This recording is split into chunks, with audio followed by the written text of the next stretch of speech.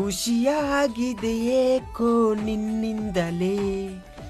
ಏನಣ್ಣ ಇವತ್ತು ಫುಲ್ ಖುಷಿಯಾಗಿದ್ಯಾ? ನಾನು ನಿನ್ನೊಂದು ಪುಸ್ತಕ ಓದಿದೆ. ಖುಷಿಯಾಗಿರ್ಬೇಕಂದ್ರೆ ಎಂತಿ ಜೊತೆ ಮಾತಾಡ್ಬೇಕಂತ.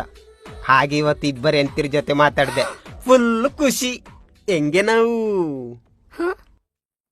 ಅಣ್ಣ ಇವತ್ತಿಗೆ ನಿನ್ ಖುಷಿ ಎಲ್ಲ ಕೊನೆ ಆಗುತ್ತೆ. ಯಾಕೆ? ಸ್ವಲ್ಪ ಹಿಂದೆ ತಿರುಗ್ ನೋಡು. ಬನ್ನಿ, ನಿಮ್ಗೆ ಖುಷಿ ತೋರಿಸ್ತೇನೆ ಬನ್ನಿ. ಪ್ಲೀಸ್ ಬಿಟ್ಬಿಡೆ, ನಾನು ಅವ್ರ ಜೊತೆ ತಮಾಷೆ ಮಾಡ್ತಿದ್ದೆ ಕಣೆ. ನಿನಗೆ ಚಾಕ್ಲೇಟ್ ಕೊಡ್ತೀನಿ.